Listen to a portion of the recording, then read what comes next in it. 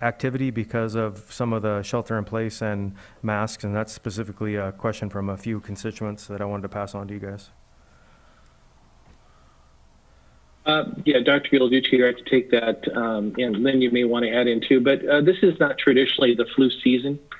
So at this point, we wouldn't really expect any impact on flu rates, but come this fall, of course, and then traditionally the flu season is usually right after Christmas break from January through March is where we see most of the peaks.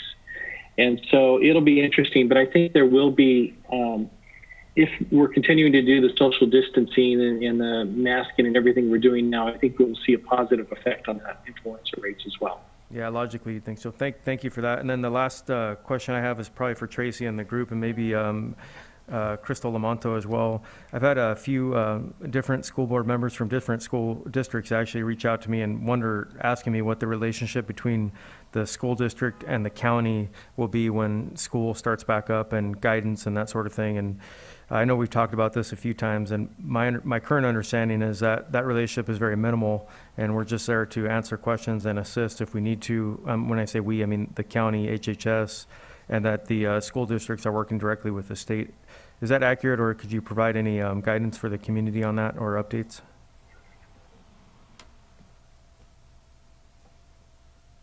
Tracy, do you want me to start?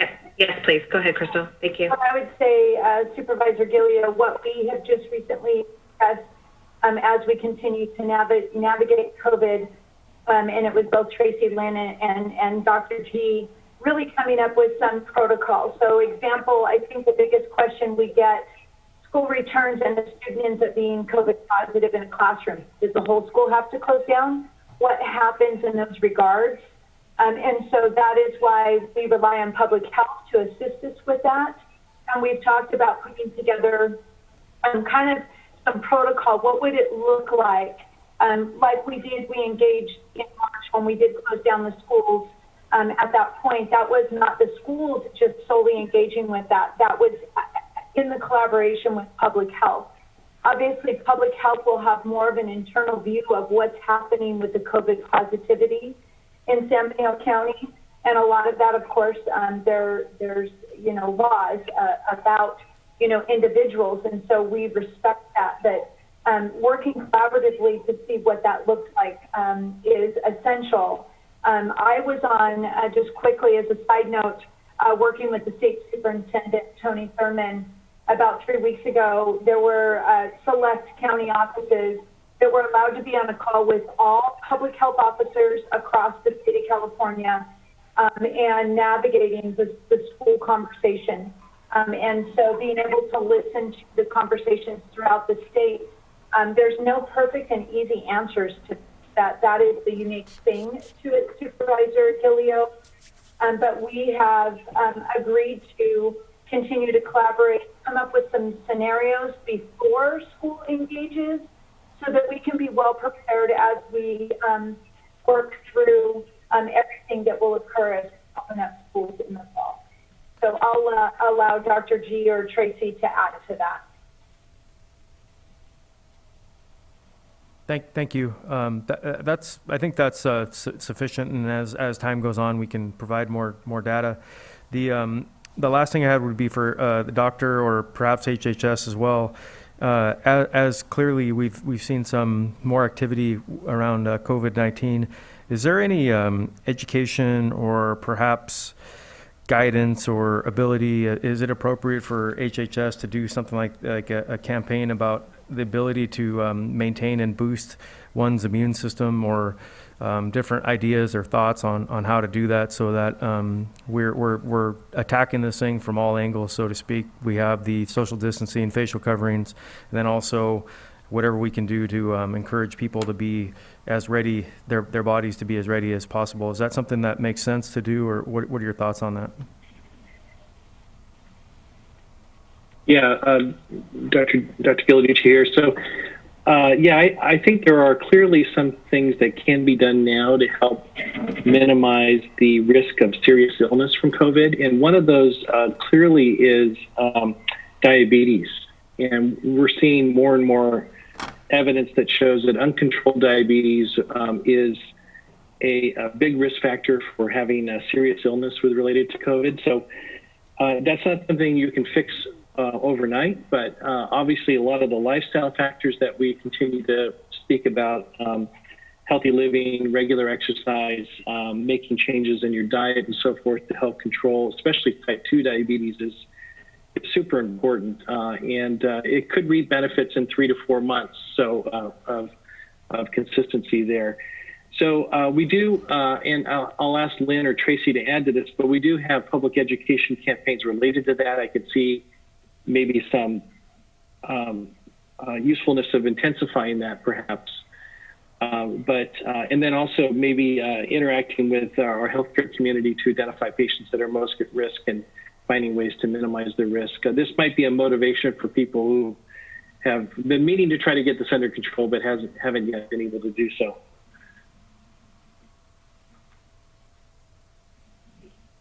Hi, this is Lynn. Just to add on to Dr. G's comments, we do have our health education team. Although they are engaged in contact tracing, they continually are in the community, well, virtually at this point, but they're continually working on the nutrition program, promoting healthy lifestyles, healthy diets, diabetes prevention, fitness, and general good health.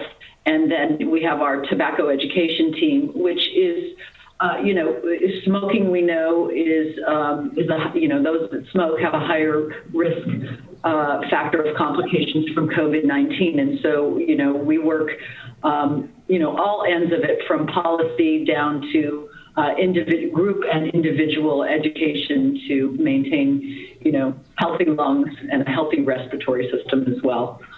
Thank you for that. If you were to come up with some sort of public campaign, I'd be happy to share it on all my social media channels, and I'm sure with the consent of the board, we could do that on our supervisor, admin, County of San Benito channels as well. Just, if there's certain vitamins, vitamin D, whatever it may be that happens to help with somebody's immune system, I think that'd be an important angle to look at. Thank you all for your time. Thank you, Mr. Chair. Thank you, Supervisor Gilio. Supervisor Peter Hernandez. Thank you, Mr. Chair. Yeah, Dr. G, I'd like to ask a couple different, well, actually, Tracy, if you can, before I forget, I noticed the report wasn't on there, and that was really good info, so I appreciate it. I want to see if you can forward me that, or forward the board in general, that the info, your presentation. So, I mean, I would imagine it would be based off of the input that you've been getting from the state, but I'm curious. I know what I'm reading in the articles, but I'm confused because it wasn't very clear why the governor locked down, besides he saw an increases in cases. So why did he lock down bars specifically?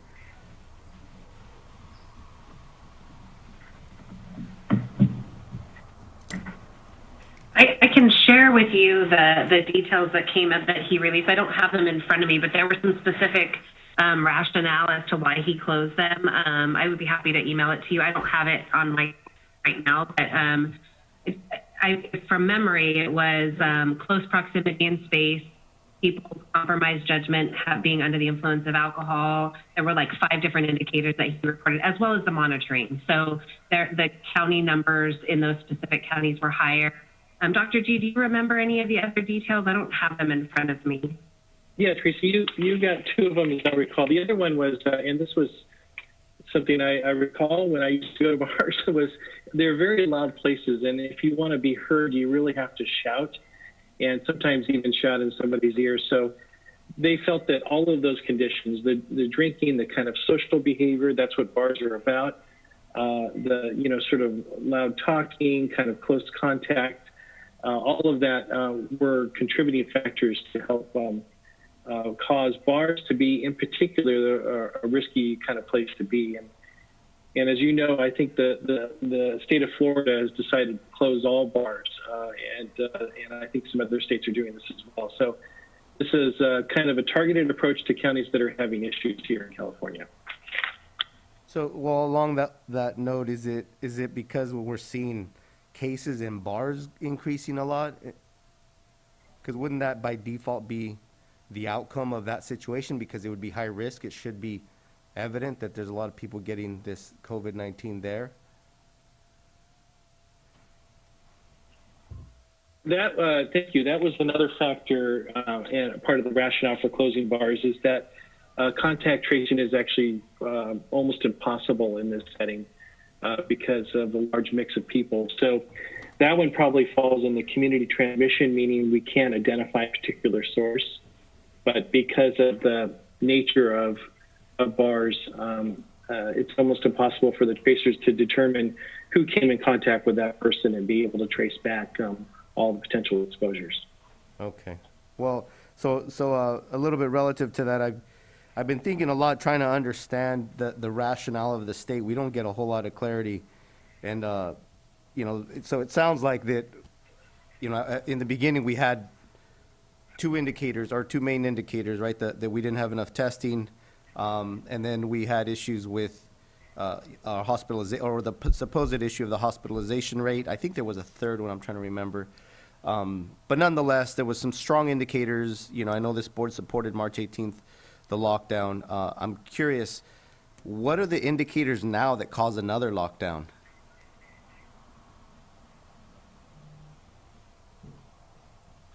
Yeah, I'd be happy to take that. So let's see, I have those kind of listed right here in front of me. So as far as disease transmission, that's a case rate, per capita case rate, the overall testing positivity rate, and the average number of tests over the past 7 days. And then the indicators for hospitalization is your hospitalization going up or going down, and what percent of your population is hospitalized. And then finally, there's 3 or 4 more related to capacity: how many beds, how many ICU beds, ventilators available, and PPE supply. So it's, I think, roughly 10 or 12 indicators that are part of what the state is watching. Okay. So, and down to the OptumServe issue, I know you guys are trying to figure out what's going on, but, we mentioned positivity. Isn't that a direct indicator of, basically, if our positivity rate is up, wouldn't that be because there's a possibility that we have a lot of cases out there that are negative, outstanding, and we don't, therefore that's going to affect that? Because positivity, correct me if I'm wrong, doctor, it's the amount of infections or tests that are showing infection. The amount of tests we've taken and then the amount of infections relative to those tests. That's right, yeah. So if we conducted 2 tests and one of which was positive, we'd have a 50% positivity rate. Yeah, you're right.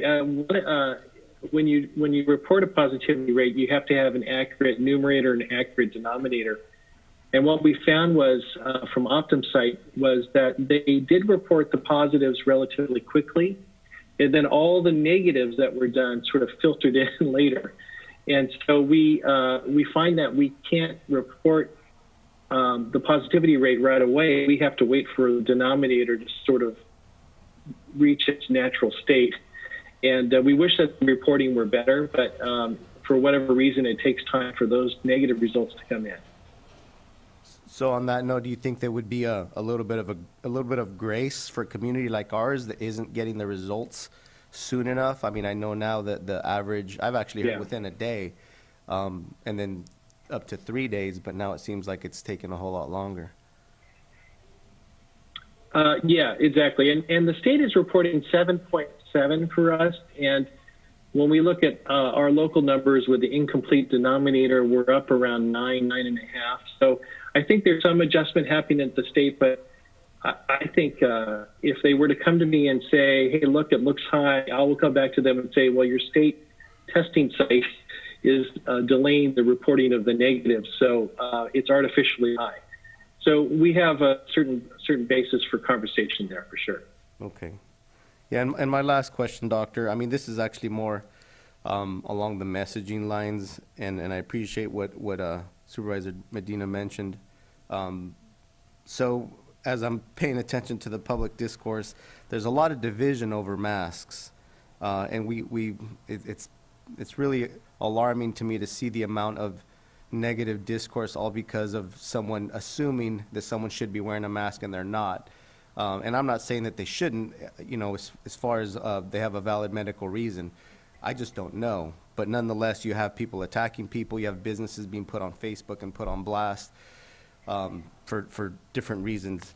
And it's definitely really alarming. I feel like it's only dividing our community. Would you be supportive of a message that would get people to basically back down? It doesn't mean they shouldn't be concerned, but I know, especially it's funny being part of these conversations with the school districts. I'm very concerned because, you're going to have a lot of kids going back to school. There's going to be people that are basically acting like the police and trying to police the masks, and all of a sudden you're going to have a very even increased divided community. So I just wanted to know if you would support a message that would basically tell people, look, you can't be attacking people or getting aggressive with someone just because they're not wearing a mask. You can't just assume that they're not wearing a mask because they're trying to violate the order. There's very valid medical reasons. Actually, I had one constituent reach out to me and tell me that she's been attacked and she has a valid medical reason, but just the same, she feels like her privacy is becoming less and less valuable over the need for enforcement from basically the public. So I'd like to know if you would be willing to support that, Doctor. Yeah, I'd love to talk to you more about it. I see these YouTube videos of these kind of confrontations, and actually some of them have to do with an employee who is enforcing a store policy, and it's unfortunate that they become a target. I do totally agree that all of us should try to respect each other, to try to de-escalate, not to be confrontational. Think of this more as more of a kind of community approach rather than a reason to attack one another. So I'd love to talk to you more about what that might look like, and I think you bring up a good point. Thank you, Doctor. That's all I have, Mr. Chair. Thank you. Well, my question, most of the other supervisors asked them, but just to wrap it up, Dr. G, are we close? I know it's a sensitive phrase or comment I'm going to say, but are we close to that recurrence where we step back a couple of steps and we start closing the bars and other places, or we're okay? Is there a margin between what we are now and the governor putting us on that list? Yeah, that's a great question. I think we're doing okay. We're kind of, if you were to compare us with the rest of the state, we're kind of right in the middle. And so the 15 counties that are asking to walk back a little bit are, sort of more to the top. It could change quickly here, but I think that if we continue to do what we're doing, we should be okay. Okay, thank you. And I know we said this already in the past. I was under the assumption, and correct me if I'm wrong here, but I was under the assumption that when the warm weather's coming in, the corona will be going away, and it just seems like that's not happening. Yeah, I agree. I think we're all learning from this, but there was an assumption that this was just a winter illness and that warm weather would make it go away. Unfortunately, like we're seeing in Texas, in Florida and Arizona, southern states, certainly very warm states, that's not the case. And it probably has more to do with behavior than biology. It has to do with people, maybe some fatigue with the shutdown or with sheltering in place, maybe a sense of invulnerability. The highest growing age group right now is the 18 to 49-year-old age group, and they may feel that that they're not at risk. I mentioned diabetes earlier. A 35-year-old with diabetes has the same risk as a 75-year-old. So that adds 40 years to your kind of risk of COVID, having serious COVID complications. So I think people need to reset in their minds about what's appropriate and what's not, and particularly the sort of younger age group, I think, needs to realize that they're playing a part in this. And then I don't know if you could answer this question, or Tracy. I did see that the section that's increasing the most is family gathering. Is that just because someone within the family has venture out, gotten themselves in a situation where they got infected and they're coming back and then infected everyone else in the family? Is that a safe assumption to say? Yeah, what typically happens is somebody will acquire it outside of the home, obviously, the first person, and then when they gather in close contact, and most of the spread that we're seeing is within households or with households getting together in gatherings. So you have to be, kind of in close contact in the same household for a period of time, maybe, sharing meals and so forth. So what we're seeing now, the sort of rise we're seeing kind of nationwide, is really tied to Memorial Day. And this is one of the most trickiest things about this, is something that happened a month ago is now showing up. And it's that's what we call a lagging indicator. So whatever we're doing today in San Benito County, we won't see the numbers until late July. And so that makes it difficult to steer a car or set a thermostat, much less deal with a pandemic. But that is one of the realities that we're faced with. Do you feel that the protest we had a while back, we're going to see some numbers increase in a couple of weeks? We're very worried about that. I saw some early numbers out of Minnesota that showed they did not see much of an increase from the protests, but those, were 2 weeks ago, and, they've sort of been ongoing, and I think it's too early to really know. But one advantage they have in the protests is they've been largely outside, and I think that does make a big difference. As I said earlier, most of the spread is happening in indoor settings, especially when people are close together for a while. Thank you, Doctor. You bet. I'm going to open it up to the public. Do we have any speaker cards? Jackie, if you could please state your name. Yes, good morning. This is Jackie Morris-Lopez, San Juan Bautista. I had a question regarding the data on the recent COVID positive data. I know that you gave us the general number for San Benito County, but what's the breakdown in my community of San Juan Bautista? If you can state that number without breaking any HIPAA or any violations. Second comment is, I don't appreciate Supervisor Peter Hernandez's comment and inquiry to put Dr. G on the spot to come out with the public statement against mask wearing or not. I feel that's highly inappropriate, and he should not ask that question. And Dr. G, I understand and believe that you would not answer that question. It's a public health issue. It's a pandemic. Sounds to me like the anti-maskers in our county are ignoring the data, the current data of what's going on in other states of Florida and Texas. Our numbers are increasing. I feel that's our own defense as a medical professional as well, but that's our best defense right now, and I think we need to not give credence to that question. Thank you. Thank you. Any other speaker? If you wish to make a comment, press star 9 or raise your hand.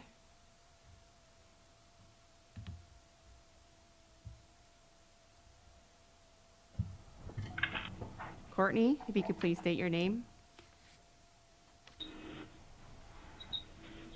Good morning. My name is Courtney Evans. Yes, ma'am.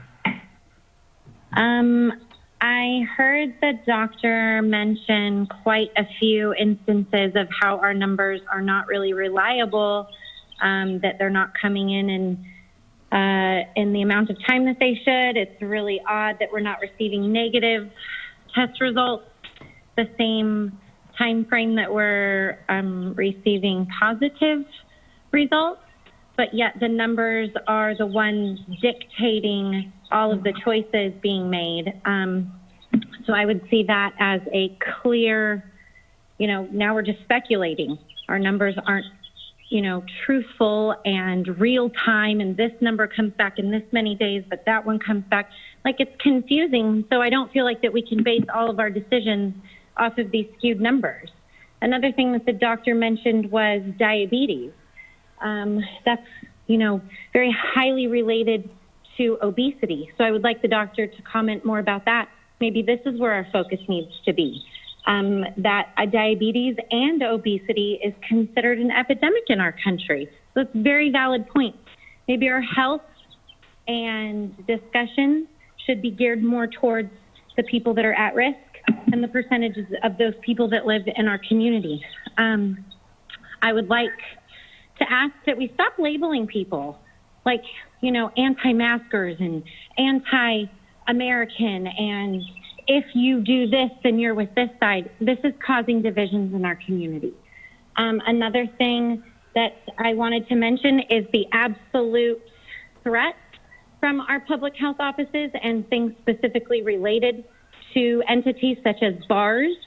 The ABC is threatening to take people's liquor licenses if they do not comply. These are not laws, these are guidance, and these are recommendations. Threats should not be coming from these entities with the individual's decision to run their business as just cause.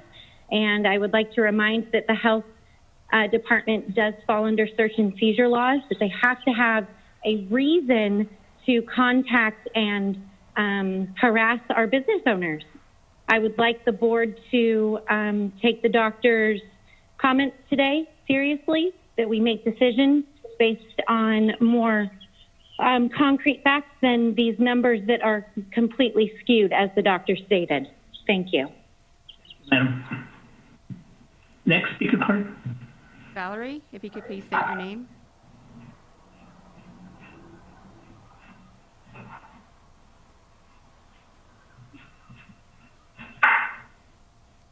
Valerie, if you could please unmute yourself. Okay, I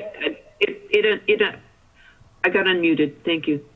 I wanted to express my gratitude to Dr. Ghilarducci for bringing up what was also discussed in the national news this morning about the complications of diabetes and health in our communities, and how that is complicating the COVID patient problems, and the fact that much of the diabetic problem and the obesity could be alleviated through better accommodation of walking paths and parks, that investments in parks has proven to be good for the budget, that all the money that goes into parks comes back in law enforcement reduction and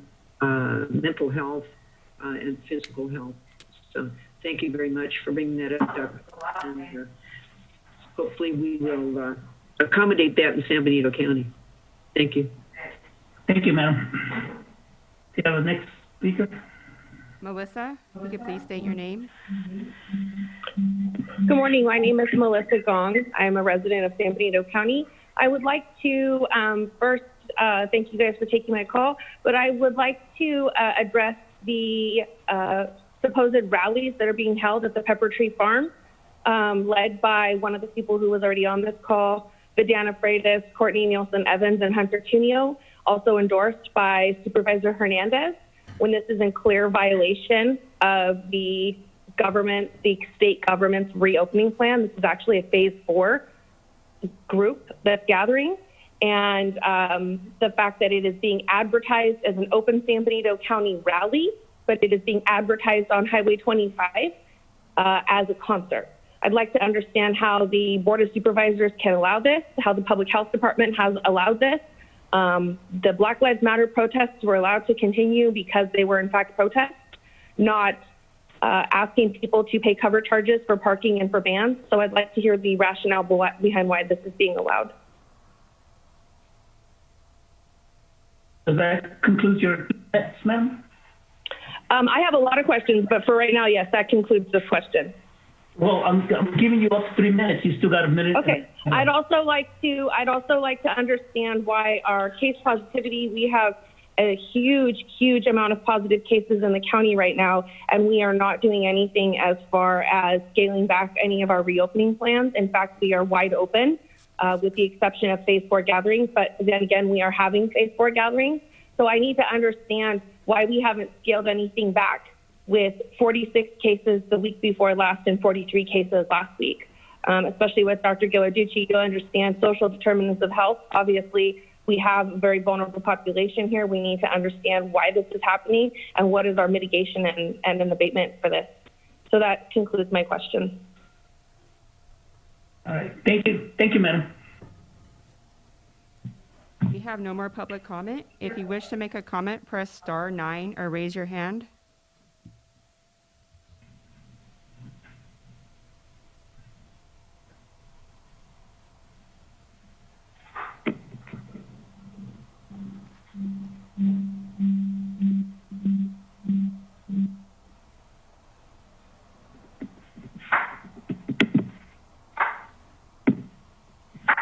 We have no more comments. Okay, thank you. We'll bring it back to the board. Ray, we had a couple members of the audience ask some questions, and you may send your response either through email or share with us. It's how you want to, Ray. First question is, can we separate San Juan Bautista's numbers with our San Benito County? And the second question was from the madam who asked, what's the difference between the Hollister concerts and the protests? Those are the two questions that are asked from the members of the public.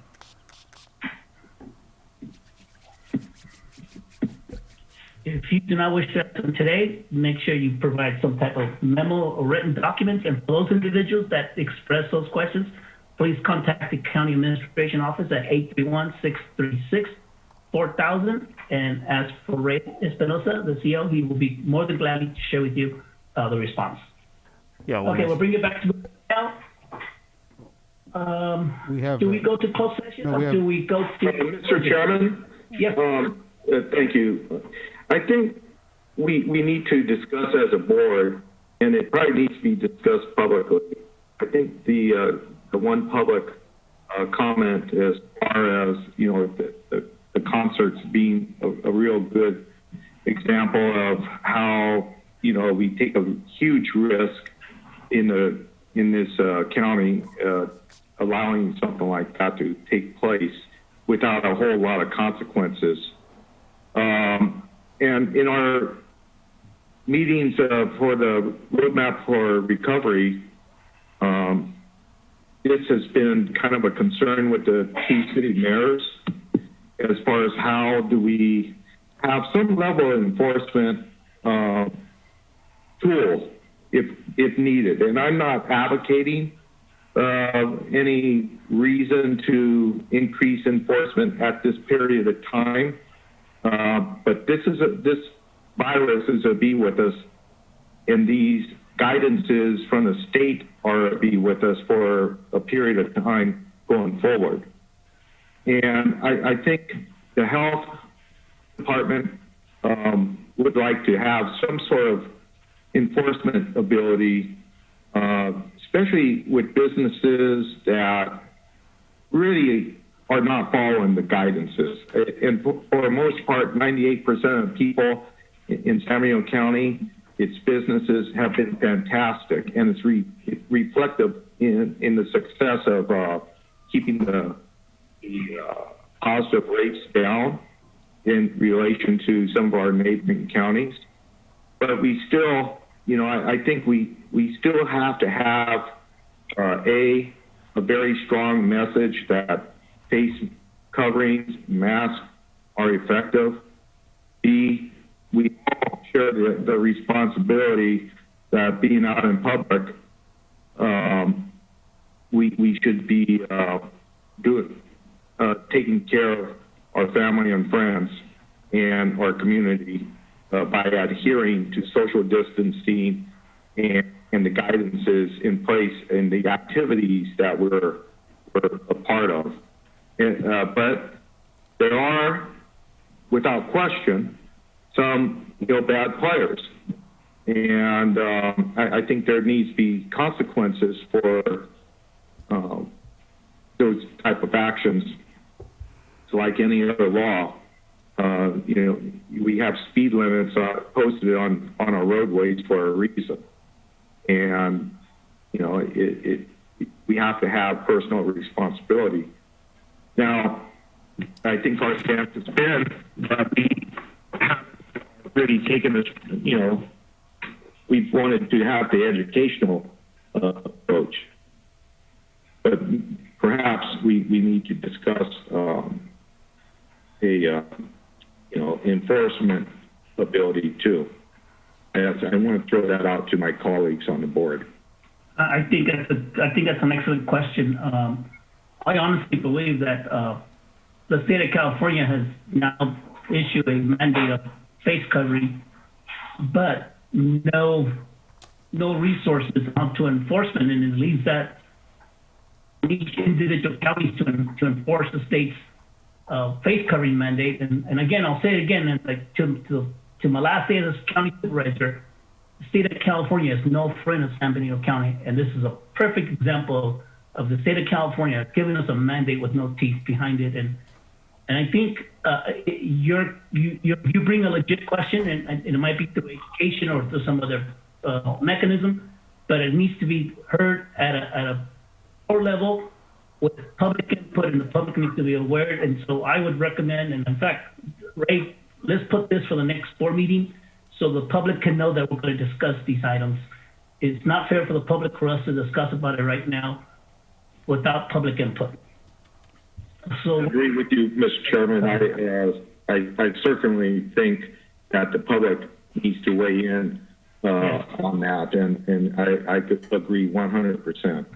thank you. We're going to do that. Ray, let's put that at the next board meeting. Yeah, Mr. Chair, so on July 21st, what we'll do is we'll bring answers to those two questions as well as agendize the item that you're requesting. Correct? Perfect, thank you. And then we also have a public speaker here as well. Alea Salinas, I think she wants to make a public comment on this item. A public speaker from whom? We have a speaker in the chambers, Mr. Chair, Elia Salinas. Ms. Salinas?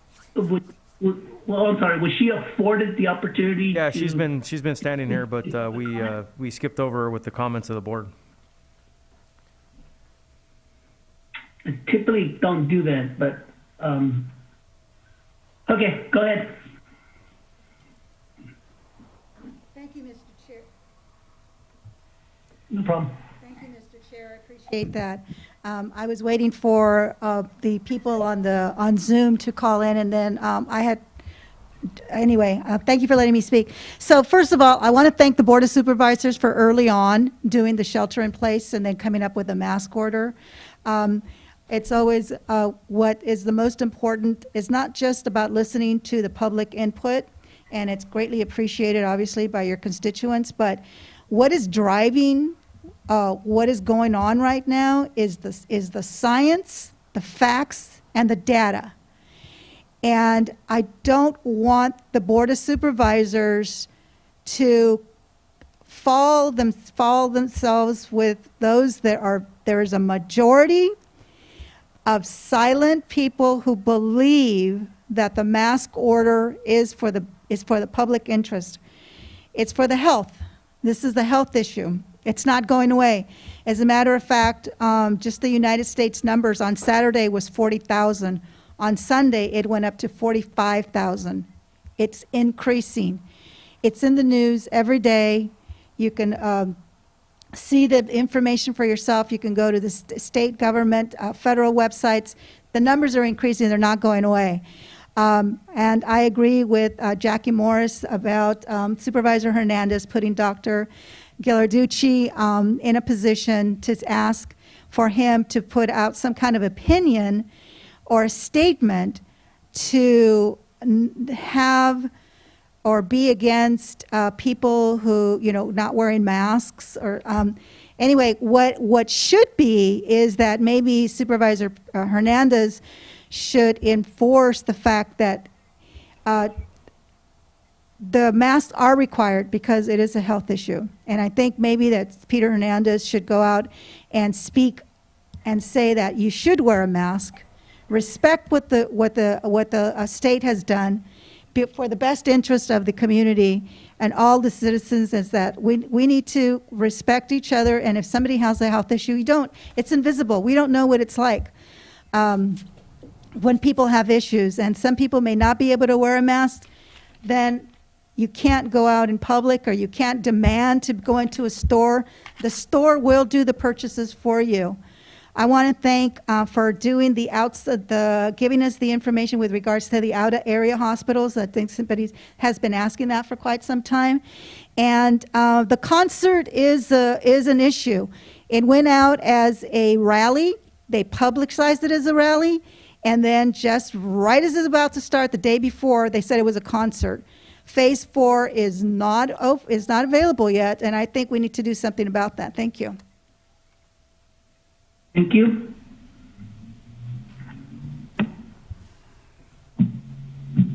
Okay. Are we done with public comment on the subject matter? Yes. Yes. We are? Yes, sir. Alia, I think your 3 minutes are up, Alia. Public comments over, sir. We have nobody else in the chambers. Thank you. Thank you. I appreciate it. Okay. Any final thoughts or comments from the board? No, sir. Yes, Mr. Chair. Yes. So I just wanted to make sure I spoke about it. Crystal actually put a comment in the chat box that, yeah, I've been attending the inter-district meetings with County Office of Ed, leading that conversation with Dr. Ghilarducci. It's what I expected, very informative. The districts want to do what's right. They struggle with how to do that. It's, in kind of the simple terms, it's a hot mess. And it kind of just iterates the reality that we can assume how to do something really good to protect public health, but the outcomes, it's a whole nother animal and a lift. And if anything, I would encourage the board to support helping to fund the districts now that they're going to have to require masks. We're going to have to if we want to put up, then we got to pay for it. I know as a business owner, if I have to require something like uniforms, I have to pay for it. And I think if we're going to be willing to own up to this reality, then we need to be willing to support them, because this is not going to be an overnight issue as far as the financial aspect. I know the OES, and I know Crystal's really grateful. OES helped them. They got them a bunch of masks. But all things considered, when you're dealing with little ones, and that's why I sensed, the sentiment was if we had the ability to recommend, they would still have a better compliance effort because they could manage it depending on basically the logistics of the school district. Some schools, rural or smaller, they're easier to manage because they're smaller, like Crystal mentioned. But the bigger districts, bigger capacity in classrooms. Now when you're dealing with quarantining, if one kid gets sick, there's going to be a whole nother lift when it deals with contact tracing of 30 kids. This is not going to be an easy thing, and if we truly want to be partners with the school districts, then we got to help them. And right now, that's exactly what's going to happen. And I asked the question, and it wasn't very clear. And I get it. When it comes down to the outcomes, it's hard to measure. But I know as a business owner, you say, well, I go through so many amount of gloves. I know what my costs are when it comes to providing gloves for my staff when they're working behind the counter. So to a certain extent, now we got to get to do the dirty work and do our homework and figure out what the cost is and help our districts with that cost, because now they're going to have to deal with this for the whole school year.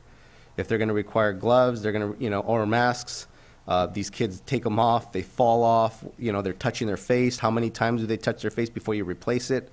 There's all these different layers of cost that they're going to have to assume. And from what it sounds like, they're getting hit from both ends, because not only are they getting this expectation now, and it's funny because I sensed this urgency because they were scrambling to figure out. They assumed, according to the last order, 12 and under, you didn't have to wear a mask. Now all of a sudden the state pivots all over again, like they've been doing, right? It's like they make an order and the counties have to figure out the outcomes. I agree with Supervisor De La Cruz's sentiment that the state is not a friend of San Benito County or counties in general, because they treat us all the same, and ultimately the impacts are different. But nonetheless, there's going to be all this expectation on these districts, and they're really stressing out about this. There's going to be a big shift in students. I foresee some schools, they're going to lose a lot of kids because they're not going to go to school because the parents could take them out and just say, you know what, I'm going to homeschool, or put them through a charter program, something that, or even a distance learning program. I know that they created different programs, but now there's going to be all these implications, what that means for negotiations with the unions. This is an animal.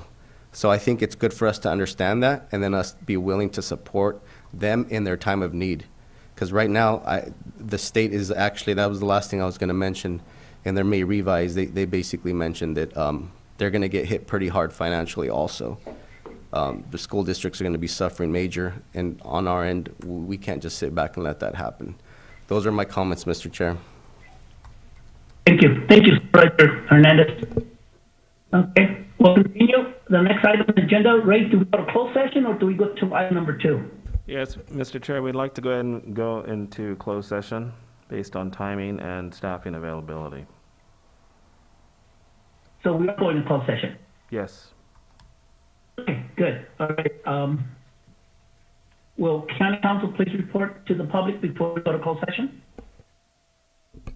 Yes, we're going to close session based on labor negotiations exemption under the government code. Thank you. Is there any speaker cards on closed session? If you wish to make a comment, press star 9 or raise your hand.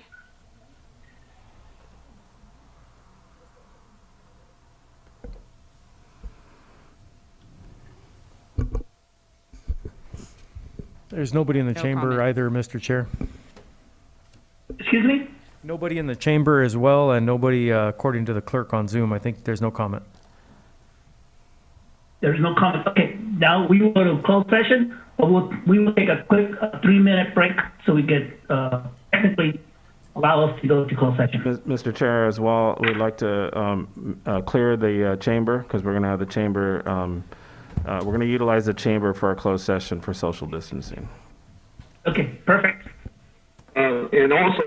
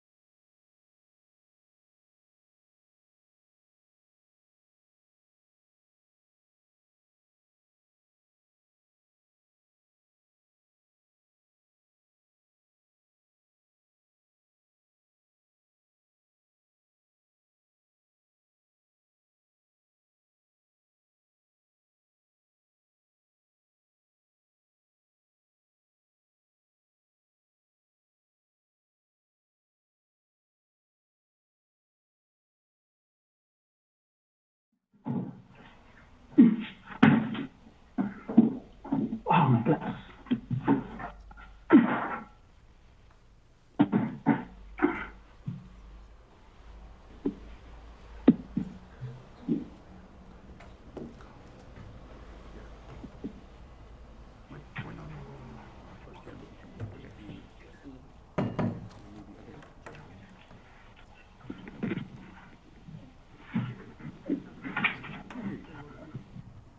You don't have to promote me, sir. I can be demoted. May have to have a talk to my wife. She didn't take the piss out of my cherries.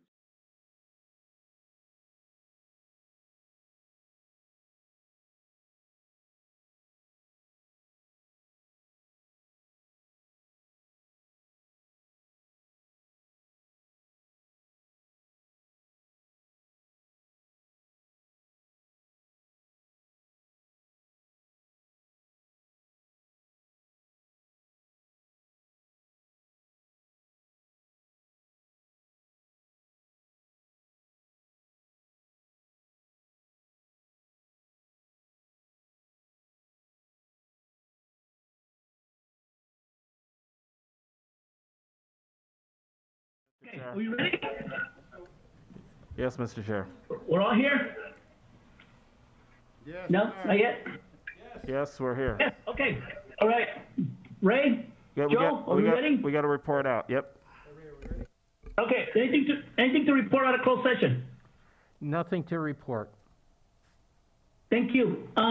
Is it okay with the board that we go back to number two, I'm sorry, I apologize, to number 1?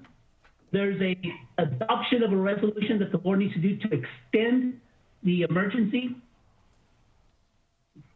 That's item number 1 on consent, right? Yeah, on consent. On regular agenda. No, wait a minute. I'm looking at the wrong thing. Sorry, I apologize. Hold on. It's the cherries that Anthony gave you. Be it virtual. Hold on. Am I doing the right thing? Oh, It's number 1 on regular. right. Number 1, regular number 1. There we go. All right. Ray, you want to brief the board on what we need to do? Yes, thank you, Mr. Chair. Yes, we're just requesting that your board go back to that number 1 item and just adopt Resolution 2020-39. And this is in regards to the extending of the local emergency, the proclamation of that. That's all we're requesting the board to do. All right, thank you. Before I ask for a motion, let me put it up to the public. I think it's fair. Give the public an opportunity so we can hear their view of that one. Do we have any speaker cards on that one? If you wish to make a comment, press star 9 or raise your hand.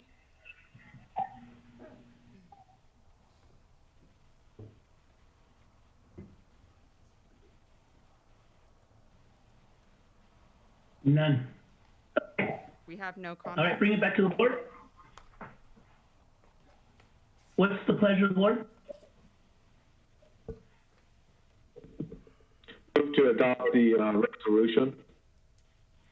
Is there a second? Second, Medina. All right. All those in favor say aye. Aye. Aye. Nay. Against? That was a nay from Peter Hernandez. Supervisor Hernandez. Thank you. It was a 4-1 vote with Supervisor Hernandez voting no. Thank you. Now we'll go to item number 2 of the regular agenda and budget presentations. Ray, Stewart? Yeah, I'll go ahead and get started. I'd like to invite Stuart up to the podium now, but I wanted to first open up and highlight that today what we're requesting your board is to adopt a resolution approving the fiscal year recommended budget as a spending authority until we actually have our hearing and adoption of our final budget in August. I know we talked about that with your board a few times. This is just to allow us the ability to have a spending authority, as well as accepting or adopting, the resolution of, again, limit for 2021. So those are the recommendations that we're asking you to look at today. One of the things I did want to highlight for you is you're going to see a tremendous amount of work from our staff. I have to just say we're really at the kind of the leading edge of what's been done for many counties within the state. We actually moved forward with OpenGov, and Stuart has taken the lead with that. I want to thank him for all his many hours. You can tell with his eyes he's tired. He's been working probably literally around the clock, and we've had staff as well, Dulce and many other staff members in administration, as well as our staff from other departments and our department heads working on this along with addressing COVID. I just can't tell you enough how incredible the team is and the work that's been done. What I wanted to say is that this is more or less a status quo budget, as we discussed before. There are some nuances, and there's going to be some items highlighted for us in the PowerPoint presentation that Stuart will outline for you. But I just needed to open up by saying that, and it's going to be so much nicer for your constituents and the public within our community to look at our budget and have a lot more clear direction of where we're at and where we're going, and tying that into our strategic plan that we adopted a couple of years ago. And there's many links that actually highlight that, and really having kind of a clear direction of where your board wants to go. So, CSAs have been at the fore of having issues trying to understand what's happening with the budget and where their budget is and what the numbers look like. Well, this is going to be such a better tool for them to be able to see that and know where they're at and what the budget looks like. So with that, I go ahead and I'm going to hand it off to Stuart, and Stuart's going to elaborate further. And yeah, go ahead and hand it off to you, Stuart. Good morning, everyone. Stuart Patry, County Budget Officer, staff here with the county.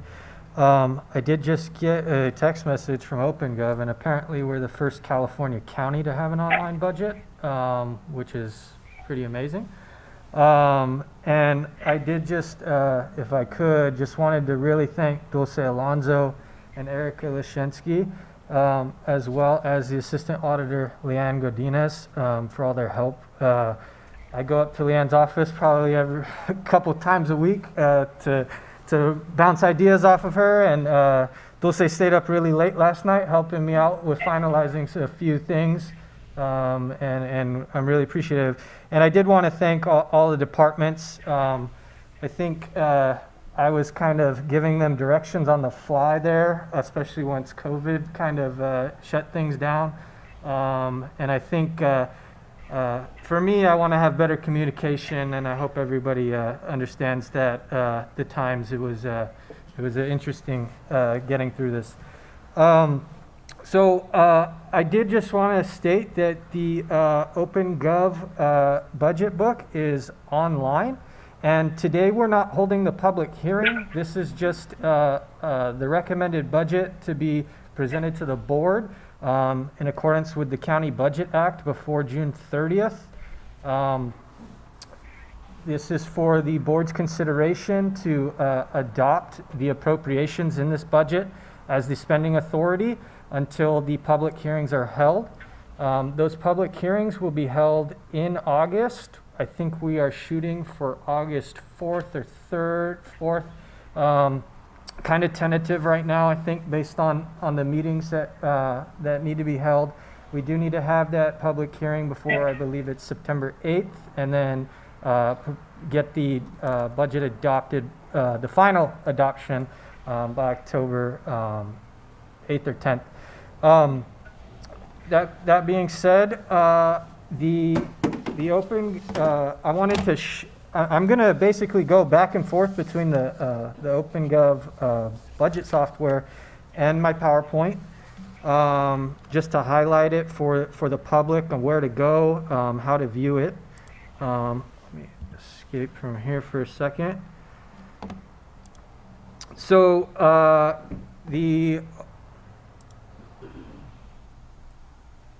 The recommended budget for fiscal year 2021, you can just Google San Benito County and you can get to the county's homepage.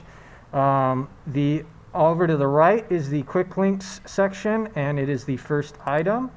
And you can click on it, and it takes you to a homepage here.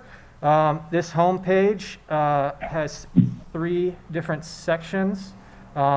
Similar to our table of contents in our PDF documents that we had been posting, we have outlined different introduction and overview sections with a little bit of analysis included in there. The budget details section on each department, as well as our schedules and some other information like our glossary and appendix. We are going to probably come out with a supplemental citizens guide to this so that we can get some more information to citizens on how to navigate through this. But basically all of these are links. You click on them, it opens up another page to where you want to go. And at the bottom of every page, and I'll show you the board members page right now. At the bottom of every page, there is a table of contents button if you get lost to go back to that home page. Additionally, we have links to click on throughout the budget book that'll take you to other pieces of information. For example, right here we have the strategic plan overview that you can click to and get sent to the strategic plan page to find some more information on strategic plan. We had asked all of our department heads to provide us some information on their how their department fits in with the countywide strategic plan. And we're really grateful that everyone participated in that. So let me get back to going through my PowerPoint. The overall budget countywide is $194.6 million. This represents an increase of approximately close to 50 million. Again, this is supposed to be somewhat of a status quo budget. We have a lot of capital projects coming up. We have our bridge program moving forward this year, and I will highlight the road and bridge fund. We have a capital fund expenditures increased of $9 million, mainly due to the behavioral health building that is going to be we are going to see most of the expenditures in this year. Additionally, we are receiving CARES Act funding for disaster recovery for COVID-19. Obviously, that's going to be spent in this next year, and we have a very limited timeline of about 6 months to get that spent. So we should be seeing that coming soon here in July. Additionally, the overall budget has a net increase of staffing levels of 11 full-time equivalents.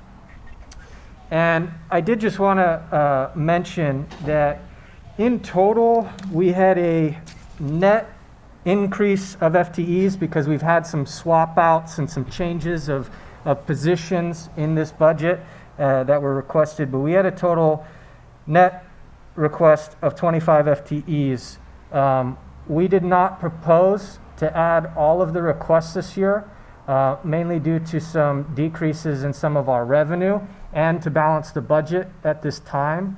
Again, one of the major concerns for our administration team is our vacancy rate. I know that we continuously have proposed positions to the board knowing that we would be at that 20% rate. Some of our concerns are with the change of the economy as it is right now and the high percentage of unemployment, we will actually receive a lot more interest in our jobs, which means we need to be a little bit more scrutinizing now. We're not going to have that savings rate that we might normally see, potentially. Again, we are kind of monitoring that and going through the positions as they come. That being said, we did ask the original budget that was recommended by the department heads did not balance. I want to stress that was the reason why we had to come to the department heads and ask them to reduce their requests. I know these are difficult discussions, but we think that it is prudent at this time, with not knowing the full outcomes of this COVID pandemic and recession. I did just want to highlight for everybody that in the general fund, there were additional 14 FTEs that we did not recommend on this budget. They totaled over $1 million. Again, we wouldn't have been able to meet our goals of a balanced budget, as well as having additional general fund reserves to replenish what we have already spent on COVID, and for any potential increased disaster not related to the pandemic. So I just wanted to highlight that to the board. I do thank all the department heads for working with me. I asked them of this request about 2 weeks ago, and it has been a big push to make the adjustments and make the changes to bring you this balanced budget. But we do really appreciate it, and we know it's difficult. There are a lot of departments that really need help. I know that we are looking at additional sources. We have the CARES money coming in. We're looking at potential options to hire limited term positions for some departments, like the elections department, that is going to have increased mandates with this COVID pandemic. But I just wanted to highlight that to the board. I thought it was really important that they know what the administration office asked of our departments.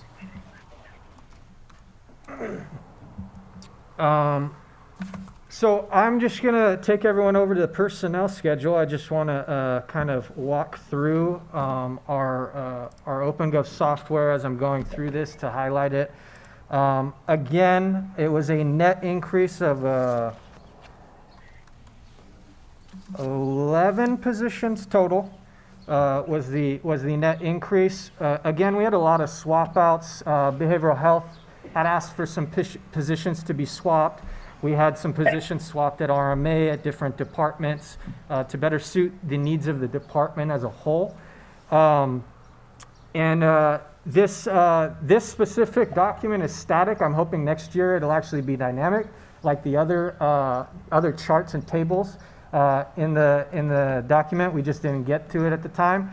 But I do think this revamp of this list kind of highlights everything a little bit better. It outlines more detailed to the budget units of where everything is at. For example, the clerk recorder's office has never been broken out on the actual budget book. So we highlighted that so that the public and the board knows where the positions are being allocated.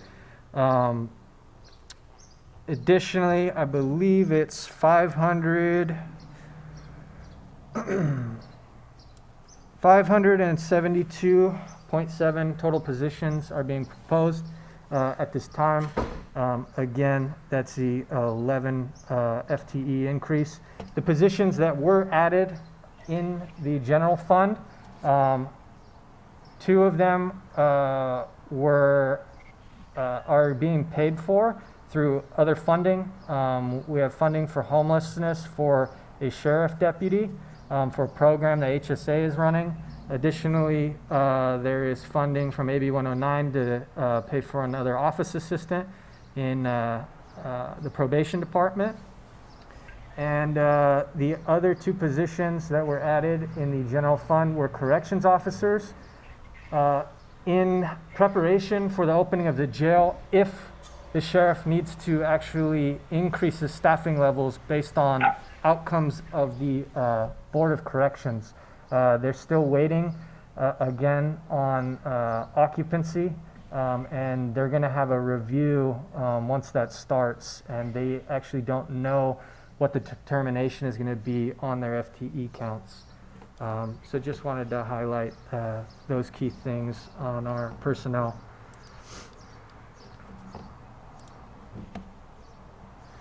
The general fund,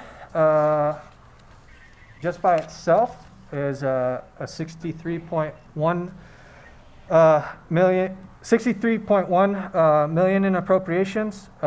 This is an increase of about 4.2 million from last year. Again, mainly due to the CARES Act funding that we will be receiving and spending on programs within the community. Additionally, at the 2 meetings ago, the board moved to change the funding of the OPEB, which has saved the general fund $1 million, which again has also helped balance this budget. Additionally, in our office, we reduced some of the maintenance requests and some of the capital expenditure requests by approximately $1.5 million from what the departments had originally requested. Again, we'll discuss that in a little bit more detail as we go. So now I want to take you to the budget summary section.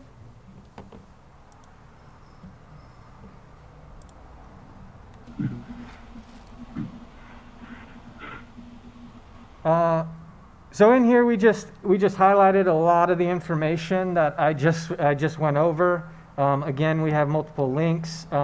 This link goes to our San Benito County Transparency Portal.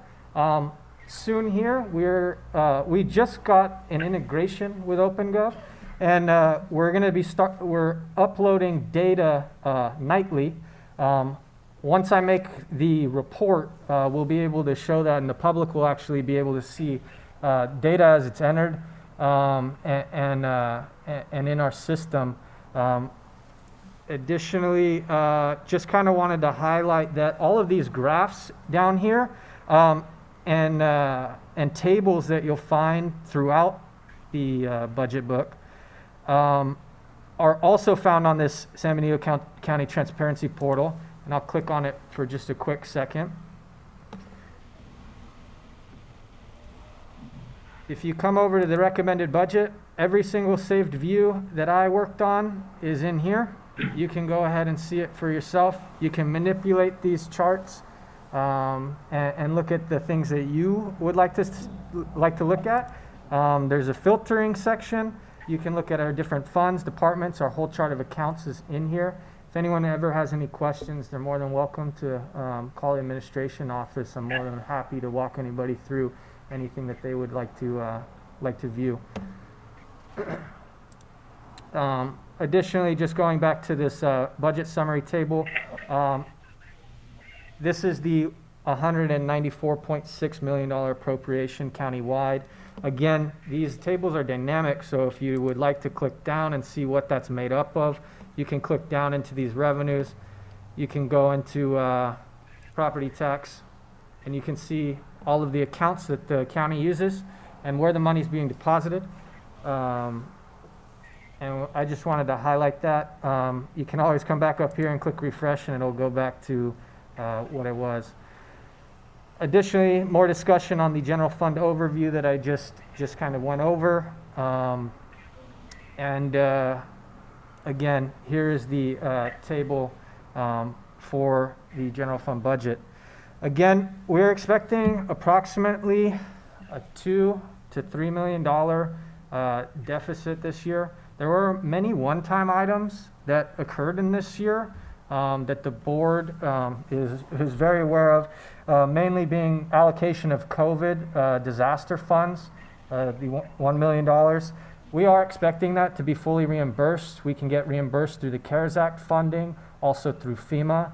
FEMA is a little bit more difficult, not as flexible on some of the items, but we are going to be focusing efforts after this budget is done on those recovery efforts.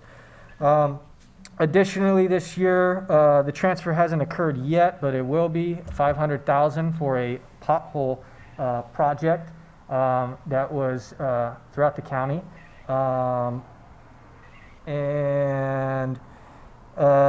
Approximately $500,000 in capital expenditures for various capital expenditures. Additionally, there was a $400,000 purchase of the Buena Vista property that we will see in that deficit. And then there were some larger salary payouts due to retirees. And I did just want to highlight that, again, another thing that's going to be in here that we'll be taking out this year is that $1 million for OPEB. It's reverting back down to closer to 200,000 for those contributions to our OPEB trust. Again, we are still on track to continue to increase that OPEB trust just by a smaller margin year to year than we were.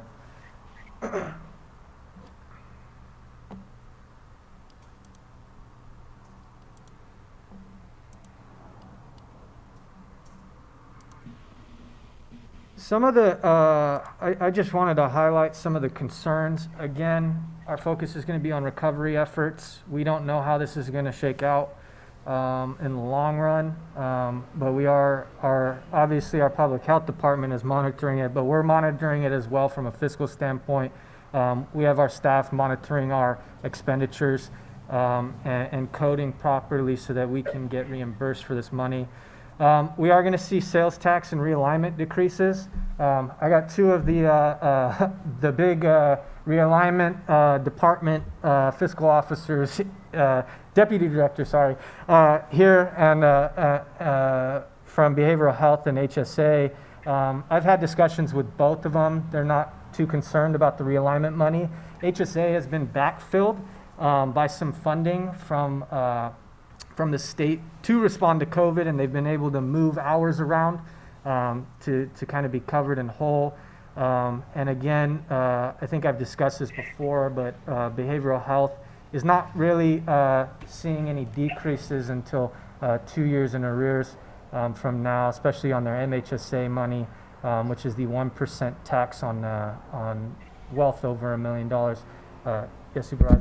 When you're referring to changing the hours and moving them over, are you referring to the state paying that or CARES paying that? Yeah, from that funding. From the CARES payment? This is separate money, I believe. Is it CARES money? Yeah, it is. It is a CARES allocation that went directly. So that takes down our 6.8 to whatever the difference is, or is that a different funding mechanism? Just out of curiosity. Thank you. Casey Storger, Deputy Director of Finance and Administration at the Health and Human Services Office. So it's a combination of funding. Okay. So we have our own dedicated CARES Act funding specific to public health.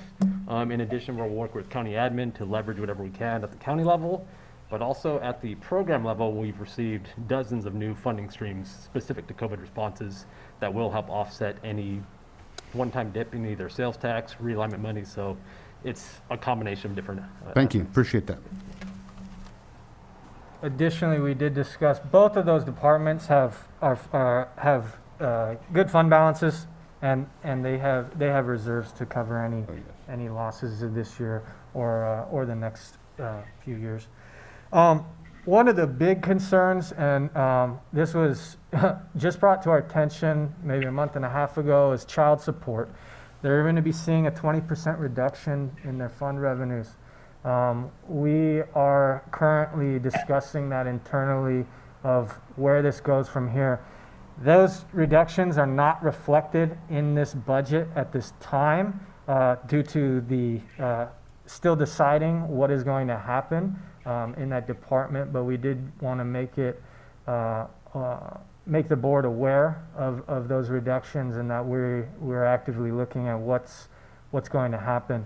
That is both on the Santa Cruz side and our side. It is the allocation of money. Sorry for anybody that doesn't know this, but Santa Cruz County and San Benito County are a regional agency for child support services. The funding comes 100% from the state, and they have changed the way that they are going to be doing allocations based on their caseloads within each community. And they're reducing the overall contribution to both the Santa Cruz, San Benito County regional agency. So 20% of what? 20% of $1 million, $2 million, $10 million? So they're at about 1.7 million 1.7 budget of what I have currently. But it would be 20% of that 1.7 million is about what they're looking at in decreases. Specifically on that, Stuart, do you anticipate any staffing issues that we're going to have to deal with. That's quite a bit of money, 20%. How do we deal with that? And is it going to impact any of our team members? And if it is, and do we have any plans to handle that? I'll go ahead and answer that. So we have been meeting with the director, and we're looking at many options. One is to potentially move that office over into our new, we'll have some space available at the behavioral health building that we can utilize. And by that time, we won't have a whole lot of money we have to pay for rent. So we could subsidize that money for a staff person. Also, the reduction in our OPEB cost also does assist us and help us with potentially, having to let somebody go. So The OPEB was about a $30,000 savings from child support. Additionally, sorry to interrupt No, you, that's fine. CAO. But additionally, their rent is about $100,000 right now, and we think we can substantially decrease that if we did move to behavioral health building or potentially another option. They are proposing some reduction of FTEs, but we're obviously trying to mitigate that with other options here this time. That's exactly what I was going to say. Is that so? For us, for the county, there was 4 positions that need to be reduced out of that, and then I believe 10 for Santa Cruz. And so staff's been working diligently. We do not want to lay people off. So that's really where we're at. And so we're looking at many options, and these are the options in place that we have that I think we're going to be fine with this year. Thank you. Yeah. So, Mr. Chairman, if I could have a follow-up question on that. So, Ray, we're going to kind of take general fund money to backfill child support services. That's what I'm understanding with that conversation right there? No. So the funding, if you recall, there was an allocation of so much funding that we have to have for individuals for our OPEB costs. Remember that? So what we're doing is we're reducing that number for them. So that's out of their costs. That's out of the subvention funds. Okay, all right. Okay, good. That's what you lost me. Okay. It's still the pensions funding that's your backfill that way. Okay, got it. Thank you, Mr. Chairman. Go ahead, Stuart. Okay, thank you, Chairman. Additionally, I'd like to show the capital project schedule. See if this link works or if I gotta get out.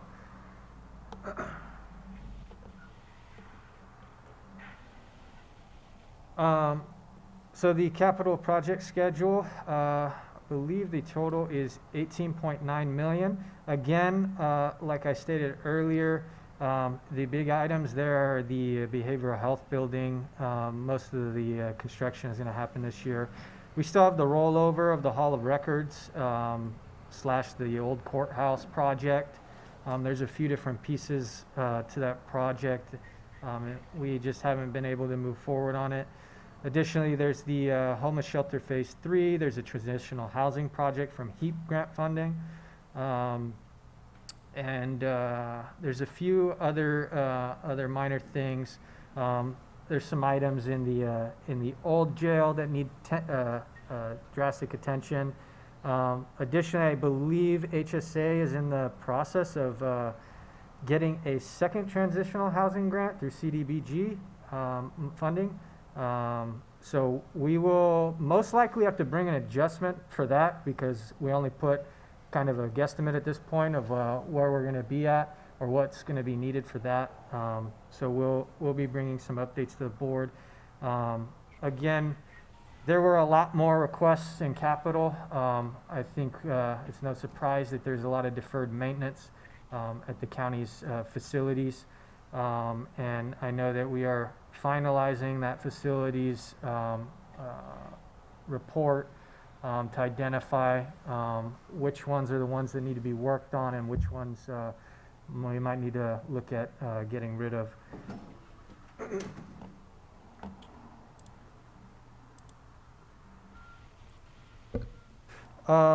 This is the road project schedule. Again, there's $28.8 million of road projects that are being proposed.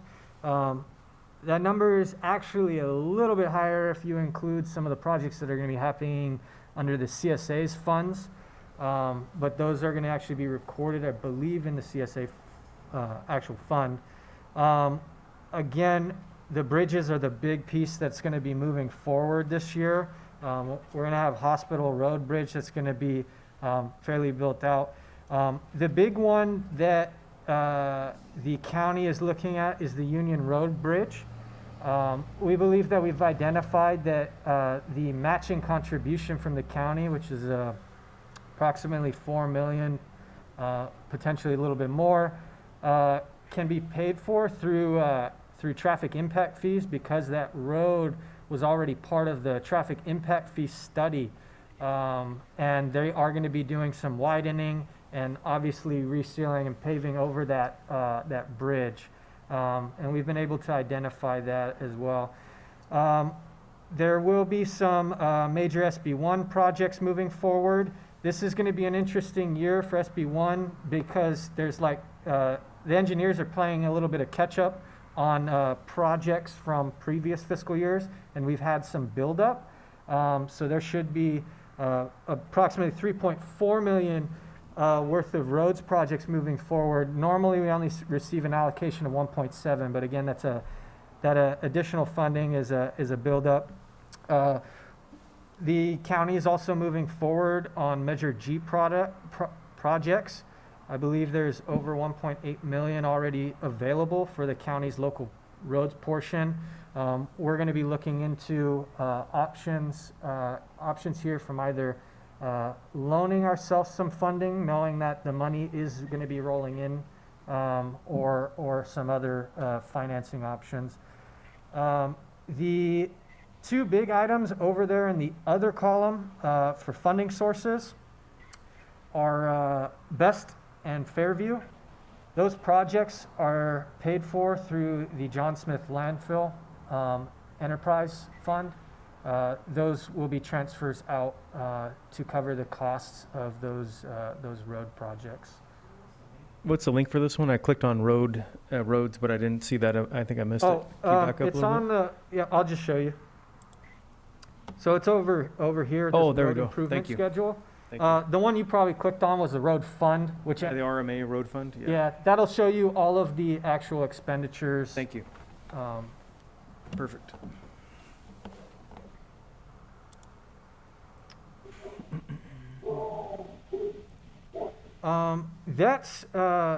That's kind of all I have. I did just want to maybe highlight some more things within the budget that the community or the board or any of our departments might be interested in looking at. Again, all of the fixed asset, capital project, road improvement, and personnel schedules are on the right column. We have some information about the budget, some high-level analysis overview, including a forecast that I plan on in the future adding to, increasing and giving an overall forecast of the whole county. This is kind of the start to that. And it highlights what we're going to see.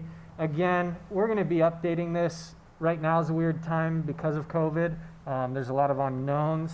That's why some of these items we're kind of just rolling over, because it's kind of a shot in the dark if hotels, if our transient occupancy tax will come in better, or business license tax, or the documentary transfer taxes. So we will be updating this and giving periodic updates to the board. I plan on hopefully doing that through our fiscal reporting process that I do quarterly. I might not update it quarterly, but it might just be added in there and updated as I get more information, so that the board has up-to-date information on where we're projecting to be. Additionally, in this section, there's some other graphs that we've kind of added in. Again, there's all kinds of ways that we can kind of cut this up, and that first link that I showed on the transparency portal is a great tool if anybody from the public, board, or the department want to see different if they want to view their budget in a different way, if they want to add graphs to anything that they're working on. But again, like this graph, for example, shows the percentage of our revenues. Again, our main general fund revenues are our property taxes, and they come in at 63%, just about. Other than that, that's all I have at this time. Again, my name is Stuart Patry, County Budget Officer. If anybody from the public would like to walk through this budget or call me with questions, let me know if a link's not working so I could fix it. Anything like that, you're more than welcome to reach out to me. I'm more than happy to help with that.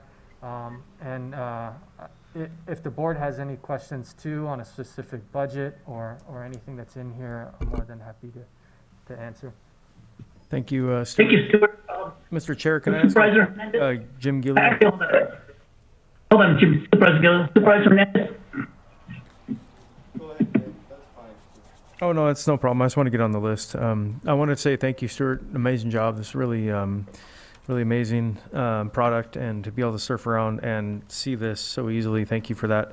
I do have a specific budget department general question. It's something that we've been working on over the last week. CAO Espinosa, do you think this would be more appropriate for Gabriel to answer or for Stuart, or what are your thoughts?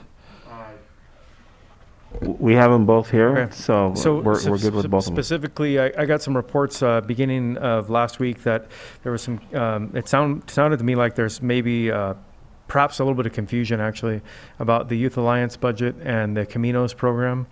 And CAO Espinosa and I have been commenting or working back and forth on that a little bit. And I know he has some meetings set up both tomorrow and Wednesday with staff and then Youth Alliance. Is there any update we can provide now, or should we wait till after you meet on Wednesday, CAO?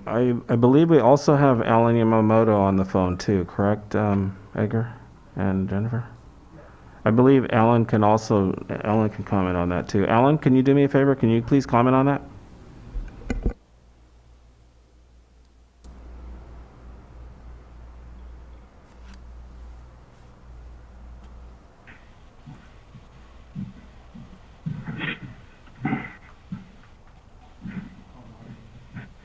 Alan, can you please comment, please, on the Caminos?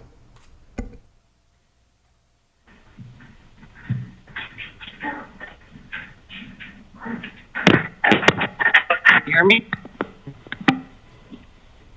Yes, we can hear you. Yes. What was the question?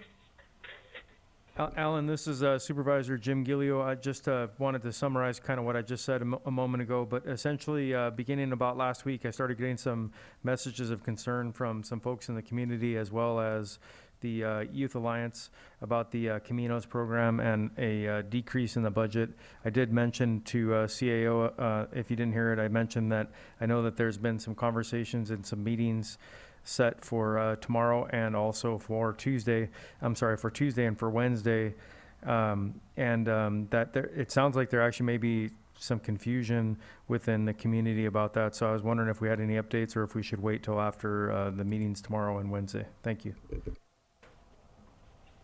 I agree. There's some confusion, and hopefully that gets clarified in the meetings. I've also been in contact with Pat Lowe from our Behavioral Health Board, and I will be contacting Margie Barrios today because she asked me to do that, to comment on the same issues for clarification.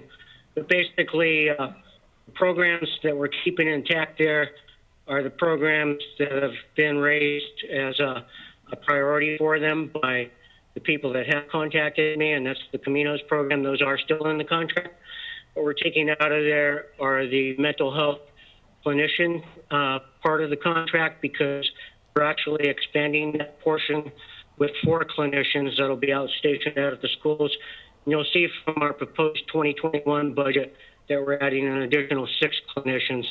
So we're actually strengthening our ability to provide those services, and we're doing it in-house, and we think we can do a pretty good job of that.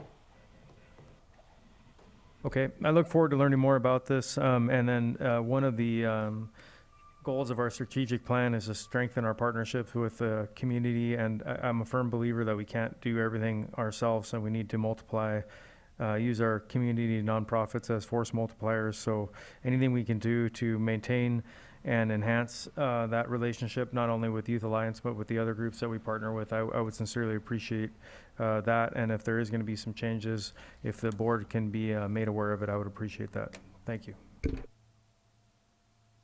Yeah, I agree. No problem. Supervisor Hernandez, do you have any questions on the budget?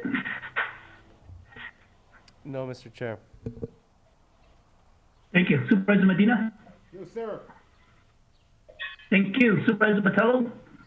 Yes, thank you. First off, I really want to show my appreciation to the staff that put this together. It's easy to navigate. It's concise. I really enjoyed, well, we just got it this morning, I think.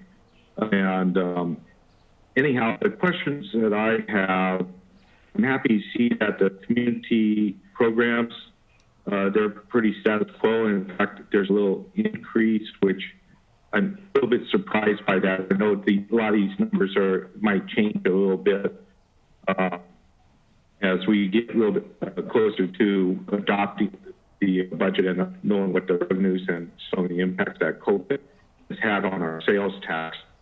But that would reflect an increase in sales tax from last year. Is that what you say, Stuart? Supervisor, I have to fix this this link here because it's not the box wasn't made big enough. But I believe it's actually cost plan charges that have increased, which would have increased the overall budget. I do not think it's well, it's not, because I did not put an increase to the. I believe it's a 120,000 that we normally allocate. So I did not increase that. It would have been, I believe it would have been cost plan charges. Well, that's good. And then the other thing that I really wanted to ask about, and this is kind of a new budget at the cannabis division. And, have we, should the numbers reflect the expenses that we've had up to this point and a carryover expense that division needs to pay back to the general fund? Right now, it's showing, and we're hoping that we have revenues about $250,000, más o menos. And, the expenses are about that. Should we start making some money on that program? And how are we accounting for prior year expenses that we should offset? So I believe that there are deposits that were submitted. I don't know if they were submitted in 18-19 or 17-18. I'll have to check on that. Again, the 2019-20 estimate, I could have missed something there. So I can check back on that for you, Supervisor, and get back to you. But it is supposed to be in, I know that the Ag Commissioner, Karen Overstreet, had done her due diligence on the costs that it was going to take. And she was part of that process of coming up with a deposit amount per applicant that was supposed to reimburse the costs 100%. I see Dulce is nodding to me. I know she was a part of that as well.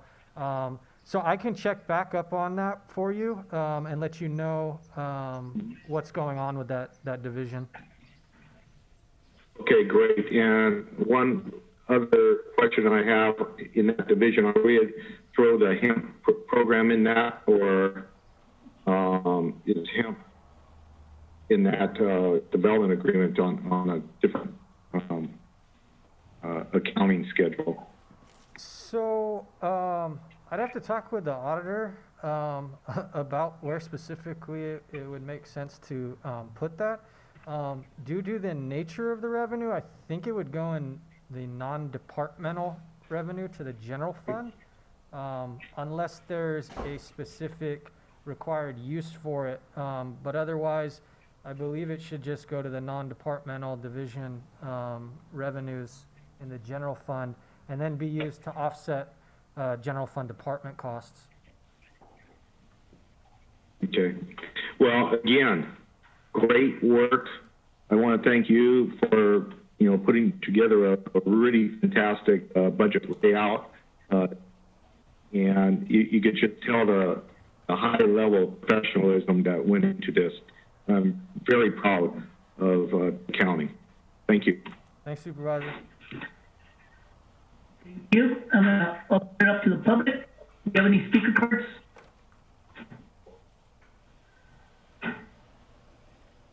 Natasha, if you could please state your name. Yes. Can you hear me? Yes, we can. Okay. I'm Natasha Just, and I did have a comment. I think I sent you all a letter, and it's a comment on the letter I sent to the board. I've been researching this, and I'm asking the supervisors to reallocate the sheriff's budget, which is 24% of our general fund, to provide community service specialists to answer the bulk of the 911 calls that they respond to. These 911 calls usually concern mental health, homelessness, addiction, domestic disputes, and juvenile infractions. Now, armed, in my opinion, and in the opinion of many other researchers, armed and militarized police deputies are not trained to handle many of these calls, and that's why we have such unfortunate incidents. And so this would save taxpayers money, especially if we extend the no bail regulations into the next year. Because if we let out, there's a continual coming and going through our county jails with an average of 127 inmates a day.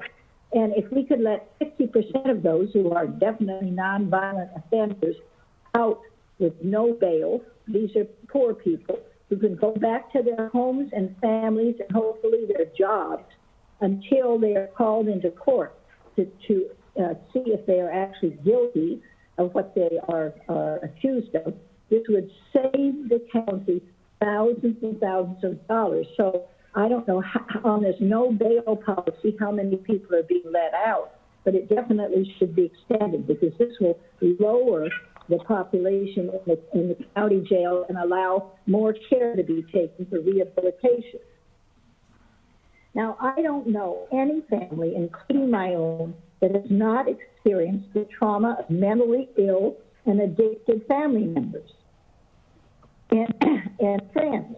This is a health and community crisis, not a policing crisis. Hopefully, there are 2 million plus coming from the government to help small businesses. And I hope this will be used to benefit small businesses like the beginning sisters who have a massage business. And the lady that has the yoga studio, whose owner is now holding sessions in a park, rather than financing some of the big hedge funds who want to build I understand, an auto track that's connected to the node. I would like to mention that there are 600 billion individuals in this country, billionaires. 600 billionaires in this country.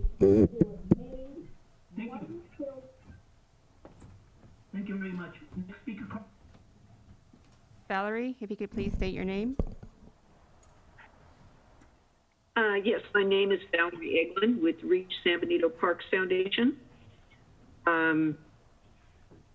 Today, more than ever, our parks reflect our community health. As the budget is finalized, please give our parks, trails, and bike paths special consideration for these reasons. Reduce diabetes and obesity, to increase mental health, to increase diversity equity, to reduce delinquent behavior, to lower law enforcement costs, to lower health and human services costs, to add vibrancy to the community, to provide active transportation alternatives, and to support our diverse families, youth, and seniors.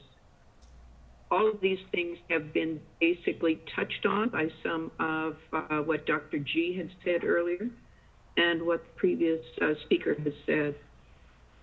In this crucial time for all of us, Reach San Benito Parks Foundation encourages the Board of Supervisors to schedule a special meeting with park stakeholders as they had promised for April 14th. And the Parks and Recreation Commission to create a robust parks plan going forward.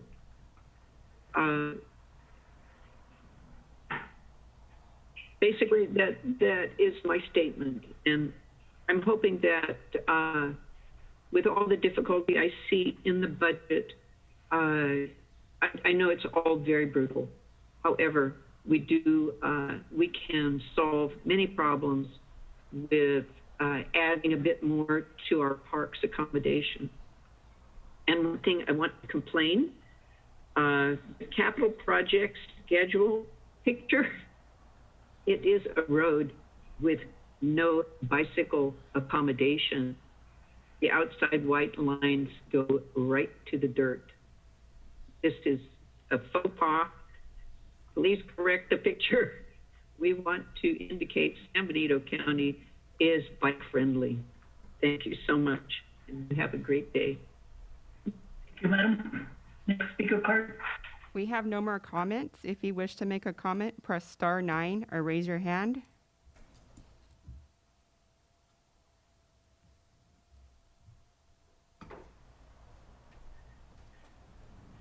Okay, all right, bring it back to the board.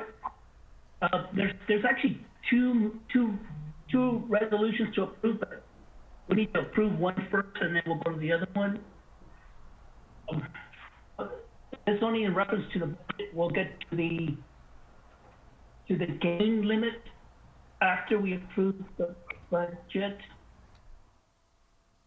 Or do we need to listen to both of them, Ray, at the same time, or can we approve one at a time? Yeah, I'd approve one at a time, just for clarity. Okay, what's the pleasure of the board? Mr. Chair, Jim Gillio makes a motion to, we receive the draft presentation of the recommended budget and adopt the motion is to adopt a resolution approving the fiscal year 2021 recommended budget as spending authority until budget hearings and adopted of the final budget. Medina, second. Medina, second. Thank you. Thank you. Motion by Gillio, second by Medina. All those in favor say aye. Aye. Aye. Aye. Aye. Against?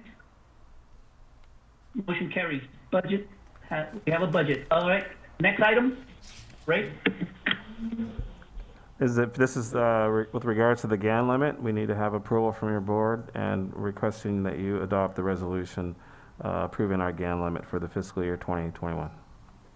Make a motion to adopt a resolution setting the GAN limit for year 2020, 2021.